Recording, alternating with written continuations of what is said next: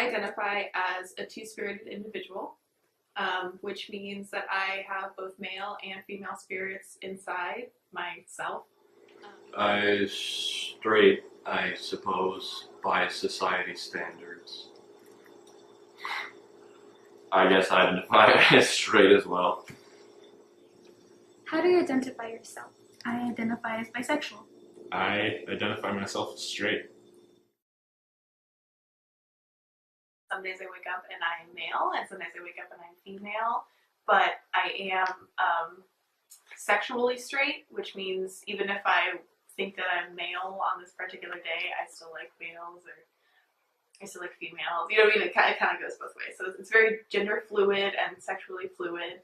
I've dated both men and women. So I like boys and I like girls, and that's just how I roll.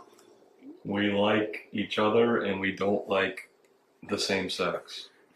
I don't like guys and she don't like no girls. As far as he knows.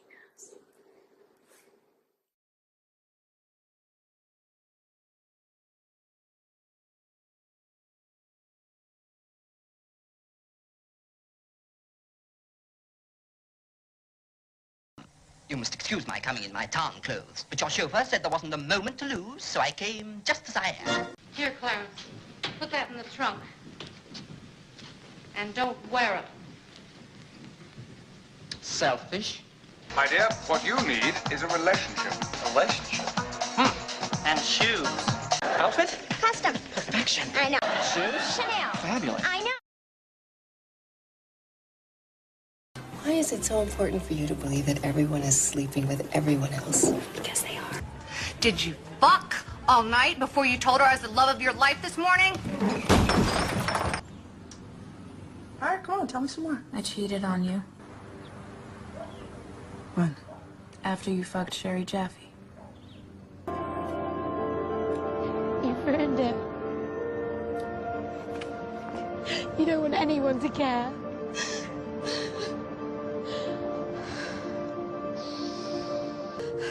We were special. I designed the costumes for the show, not the doors for the theater. I know that. If you had, that'd have been done in lavender. Who was in the Broadway cast of The Pajama Game? Janice Page, John Raitt, Eddie Foy Jr. I assume you mean the original cast because there was a revival in 1973 that starred Hal Linden and Barbara McNair. I am gay! Does she love you? It doesn't matter. Oh, it's all that matters.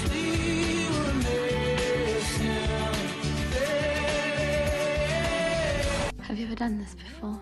Slept with a woman when my fiance makes wedding preparations. They're so in love. We can't live like this. I know what I want, and I can't go back. I can't hurt Annie.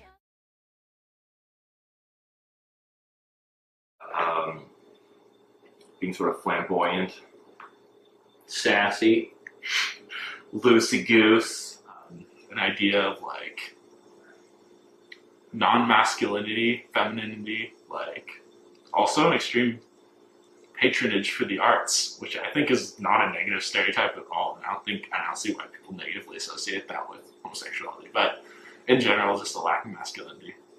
I would say that if there was any stereotype, it would definitely either be that we are, you know, transsexual, that we're drag queens, that we're not, you know, both at the same time. The biggest stereotype I always hear is either A, you don't know what you want, or B, you're just being fickle or greedy and you just like want everything, which is not true because it is definitely, you just happen to like both. So yeah.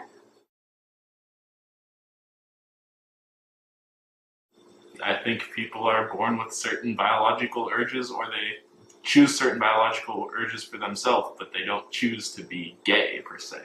They choose who they love or who they have sex with, but they don't like choose a label or a stereotype. I honestly don't believe anybody chooses to be gay or anything other than straight or anything. It's just how you're born and how you come out liking people, because it's just like, it's not like anything's wrong with you. It's just like, I don't specifically like this sex, or I just like this sex. It's just who you are. On another note, like why would anybody choose to be like an orientation that either A has like kind of a negative connotation attached to it, and like they go through so much just to be able to be accepted in the community. So, yeah. No. What about you? No. I think they're born that way, like Lady Gaga said. I wouldn't care. Yeah. I would support my children.